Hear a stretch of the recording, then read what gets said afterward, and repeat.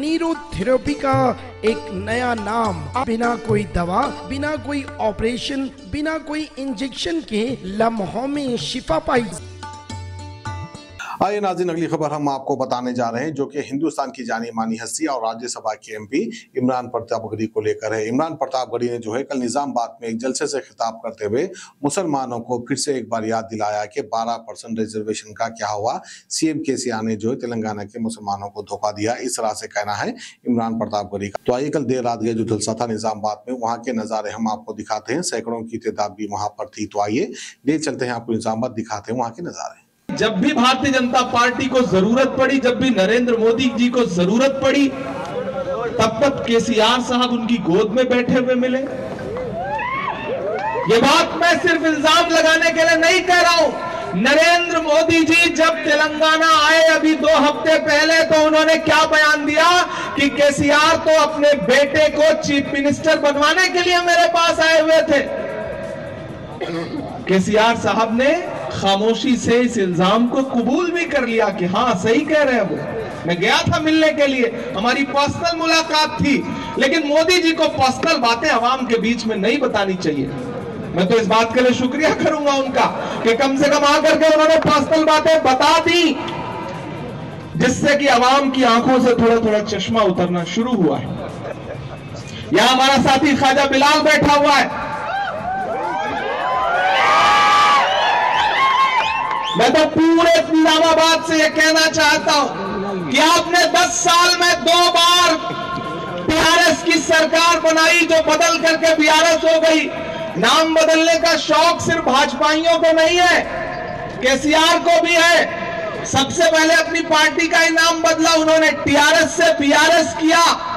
लेकिन राहुल गांधी ने बीआरएस का एक फुल फॉर्म बताया है, बड़ा शानदार। बीआरएस का मतलब भाजपा रिश्तेदार समिति। यह भाजपा रिश्तेदार समिति है।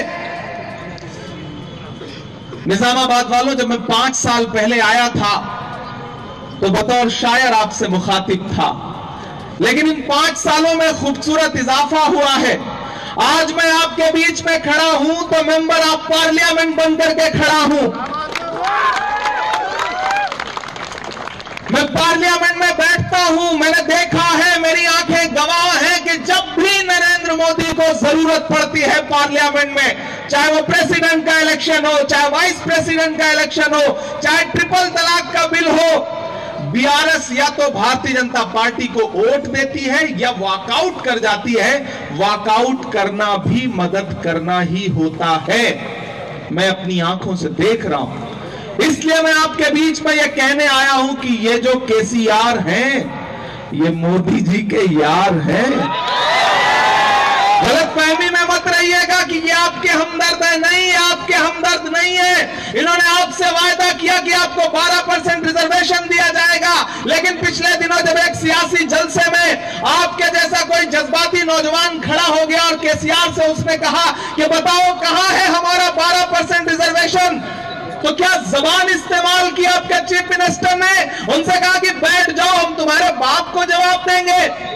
यह जबान है केसीआर साहब की। आपने झोली भर भर के वोट दिया। उन्होंने आपसे वादा किया कि आपको 12% रिजर्वेशन देंगे। दिया क्या? दिया क्या? नहीं दिया ना। एक वादा और किया, डबल बेडरूम देंगे। डबल बेडरूम देने का वायदा किया, लेकिन मैं तो देख रहा हूं केसीआर साहब का बंगला बन गया, केटीआर का बंगला बन गया, कविता का बंगला बन गया, लेकिन आपका बना क्या? नहीं। आपको मिला क्या डबल बेडरूम? नहीं मिला ना। दरअसल केसीआर के वायदे उसी तरह झूठे वायदे हैं जैसे नरेंद्र मोदी का 15 लाख का जुमला, दूसरे के जैसे हैं।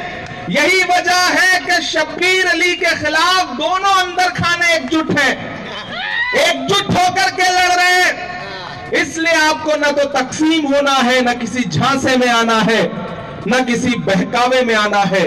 बस एक चीज का ख्याल रखना है कि 30 नवंबर को अपने घरों से बाहर निकलना है और तेलंगाना के मुस्तकबिल को बदलने के लिए वोट करना है।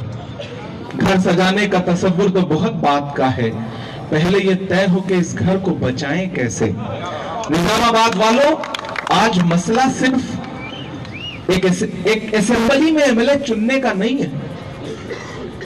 याद करिए, नरेंद्र मोदी जी ने नई पार्लियामेंट बनाई, उस नई पार्लियामेंट में तीसरे दिन जानते हैं क्या हुआ?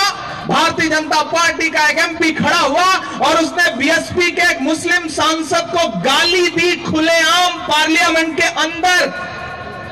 जुल्म के कद तलक आ पहुंची है, आखिरी हद तलक आ पहुंची है।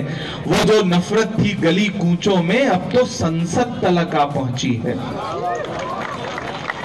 आप जितना सोच रहे हैं, मसला उससे कई गुना ज्यादा खराब हो चुका है। मैं इसलिए आपके बीच में यह कहने आया हूं कि ये जो 4-5 सूबों के इलेक्शन है, दरअसल सच में ये सेमीफाइनल हैं 2024 के।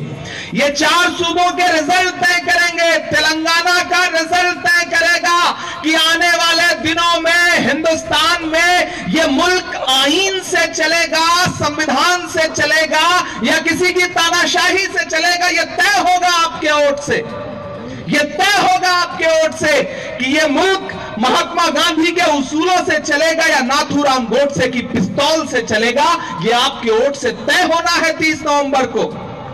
तब मैं आपसे ये कहने आया हूं निजामाबाद वालों कि मसला आपकी उम्मीद से ज्यादा खराब हो चुका है। शब्बीर साहब एक मजबूत नेता है आपके सूबे के, बड़ी खिदमत है इनकी।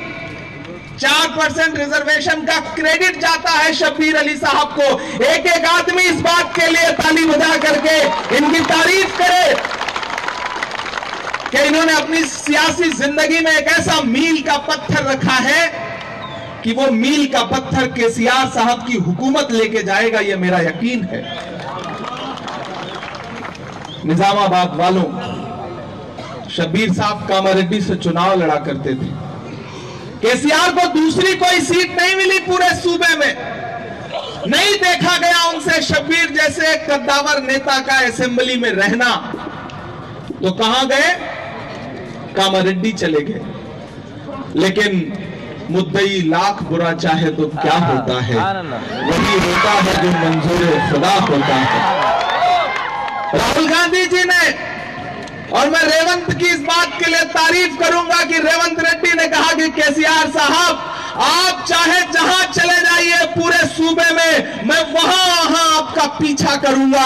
आप कामारेड्डी आ रहे हो, मैं आ रहा हूं कामारेड्डी। कामारेड्डी से हरा करके आपको वापस भेजेंगे।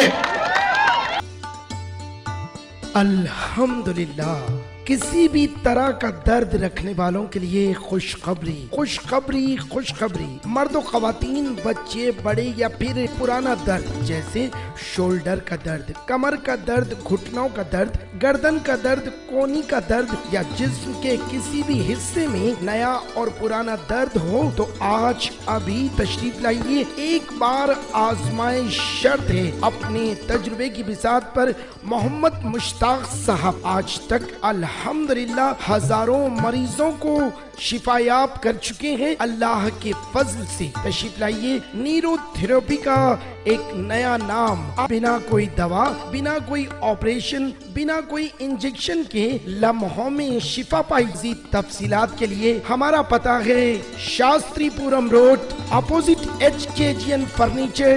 कांटेक्ट कीजिए 7995273604।